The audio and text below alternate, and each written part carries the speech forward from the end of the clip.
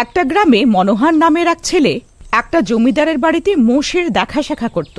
একদিনের কথা, মনোহর সব মোষগুলোকে জঙ্গলের দিকে চারা খাওয়াতে নিয়ে যাচ্ছিল। তখনই হঠাৎ করে একটা মোষ পড়ে গিয়ে অজ্ঞান হয়ে যায়। এই রামপেয়ারির কি হয়ে গেল? এই অজ্ঞান হয়ে গেল কি করে? মনোহর জমিদারকে জানাতে যায়। দাদা দাদা, ওই রামপেয়ারির কে জানে হঠাৎ করে কি হয়ে গেল, ও অজ্ঞান হয়ে পড়ে গেল এখানে। তারপর মনোহর জমিদারকে মোষের কাছে নিয়ে যায়, যেখানে মোষটা অজ্ঞান হয়েছিল। হ্যাঁ, এই মোষটা বুড়ি হয়ে গেছে, তাই জন্যে অজ্ঞান হয়ে গেল। এমনিতেও এ আমার কোনো কাজের আর রইলই না, না তো এ দুধ দিতে পারে আর না এ বাচ্চা জন্ম দিতে পারে। শুধু সারা দিন বসে বসে মুখে জাবর কাটতে থাকে। হ্যাঁ, এই মোষটাকে রেখে আমার কোনো লাভ তো আর নেই, শুধু লোকসান আর লোকসান। হ্যাঁ, কালকেই আমি একে গিয়ে কাউকে বিক্রি করে দেব, কম করে আমি কিছু টাকা তো এর পেয়ে যাব। মোষটাকে বিক্রি করে দেওয়ার কথা শুনে মনোহর মন খারাপ হয়ে যায়। তারপরও রামপিয়ারির মুখে জল ঢালে। তখনই রামপিয়ারির জ্ঞান ফিরে আসে।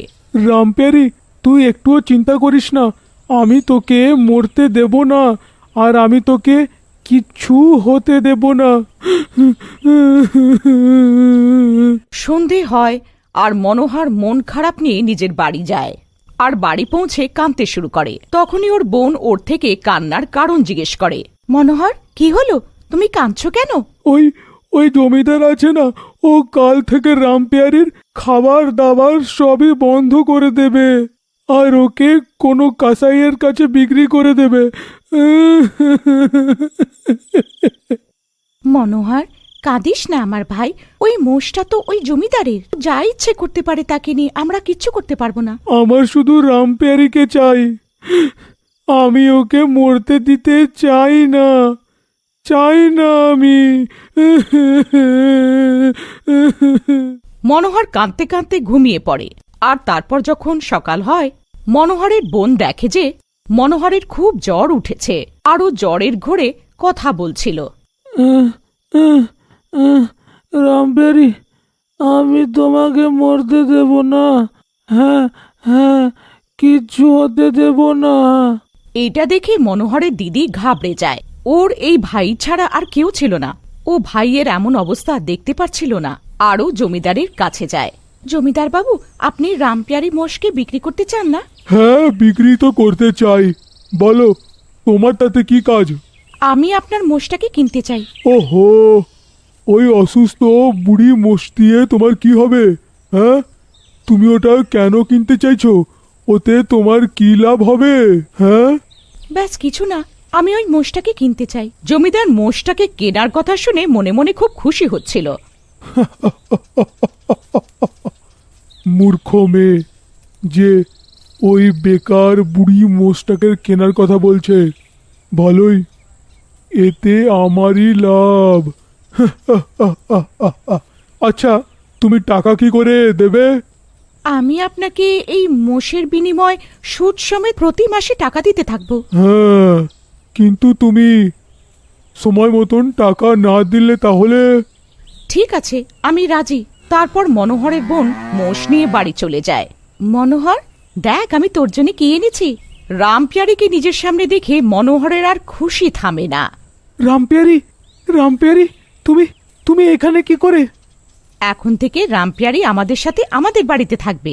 দিদি, এসব তুমি আমার জন্য করলে? বাহ, তুমি কত ভালো। আমি আমার ভাইয়ের খুশির জন্য যা কিছু করতে পারি। মনোহর রামপিয়ারিকে পেয়ে আস্তে আস্তে ঠিক হতে থাকে, আর রামপিয়ারিও আগের থেকে ভালো ছিল। মনোহর রামপিয়ারির ভালো করে খেয়াল রাখত, ওকে ভালো সবুজ চারা দিত, আর বৈদ্যর কথা শুনে ভালো ওষুধ দিত। এবার ওর মোষও দুধ দিচ্ছিল, তার উপরে একটা বাচ্চাও দিয়েছিল, যার কারণে মনোহরের বাড়ির অবস্থা ভালো হয়েছিল। একদিনের কথা, মনোহর নিজের মোষ রামপিয়ারিকে জঙ্গলে চারা খাওয়াতে নিয়ে যাচ্ছিল। তখনই জমিদারের সাথে দেখা হয়। আর মনোহর, কেমন আছো? আর তোমার মোষ কেমন আছে? সেঠ, আমি একদম ভালো আছি, আর আমার মোষ রামপেয়ারিও ভালোই আছে। এখন সে দুধও দেয়, আর এত ভালো গাঢ় দুধ দেয় না যে কি আর বলবো। পুরো জাদুর মোষের মতো। জমিদার মনোহরের কথা শুনে চিন্তায় পড়ে যায়। জাদুর মোষ? হ্যাঁ, আমাকে ওই মোষটা পাওয়ার জন্যে কিছু না কিছু তো করতেই হবে। আর পরের দিনই জমিদার মনোহরের বাড়ি থেকে মোষটা ফেরত নিয়ে আসে। যখন মনোহর নিজের বাড়ি পৌঁছায়, বোনকে কাঁদতে দেখে ওকে জিজ্ঞাসা করে, কি হয়েছে দিদি, তুমি কাঁদছো কেন? ওই জমিদার এসেছিল আর বলল যে কালকেই ওর সব পয়সা ফেরত চাই। যদি আমরা ওর সব টাকা ফেরত না দিই, ও রামপিয়ারিকে নিয়ে চলে যাবে। ওই সেট আমাদের সাথে এরকম করতে পারে না। সে আমাদের টাকা শোধ করার জন্যে 2 বছরের সময় দিয়েছে। তাহলে এটা সে কি করে করতে পারে? আমি রামপিয়ারিকে কোথাও নিয়ে যেতে দেব না। মনোহর কাঁদতে কাঁদতে রামপিয়ারির কাছে যায় আর ওর গলা জড়িয়ে কাঁদতে শুরু করে।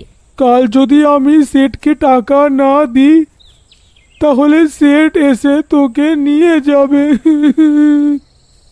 মনোহর রামপিয়ারির গলা জড়িয়ে কাঁদছিলই, তখন রামপিয়ারি ওর হাত নিজের মুখে করে নিয়ে ওকে জঙ্গলের দিকে টেনে নিয়ে যায়। রামপিয়ারি, এত রাতে তুই আমাকে কোথায় নিয়ে যাচ্ছিস?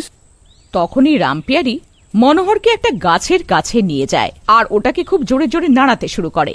রামপিয়ারি, তুই এই গাছ কেন নড়াচ্ছিস?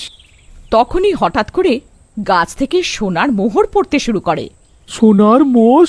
হ্যাঁ রামপিয়ারি, তুই তো সত্যিকারের একটা জাদুর মোষ।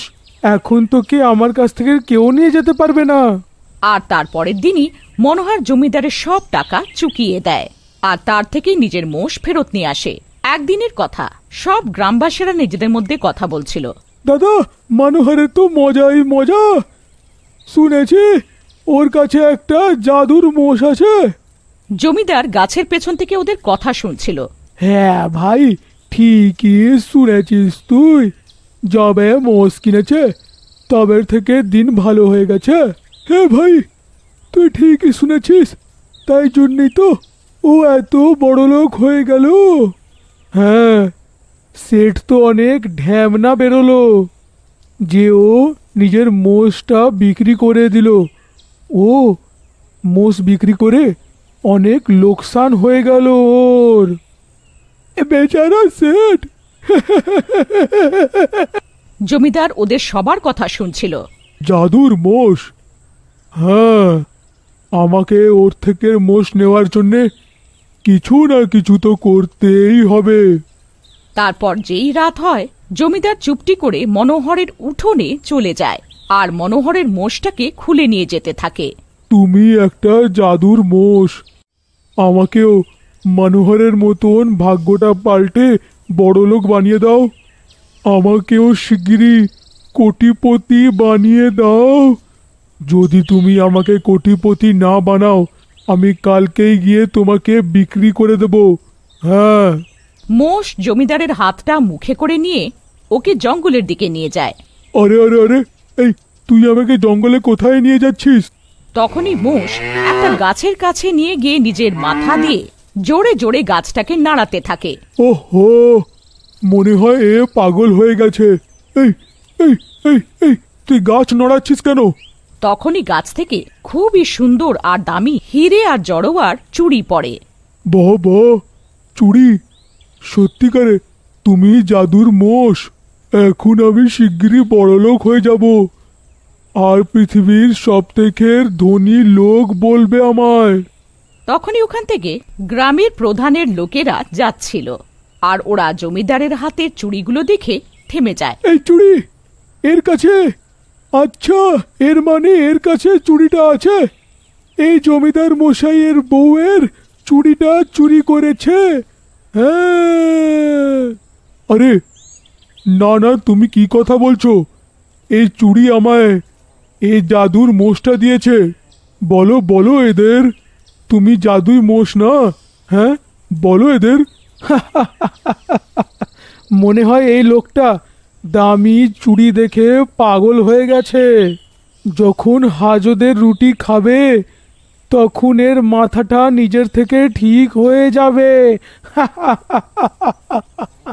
কিন্তু প্রধানের লোকেরা ওর কথা শোনে না আর তারপর ওকে ধরে নিয়ে প্রধানের কাছে নিয়ে যায় আর প্রধান ওকে পুলিশের হাতে দিয়ে দেয়। এখন তুমি সব সময় আমার সাথে আমার কাছে থাকবে।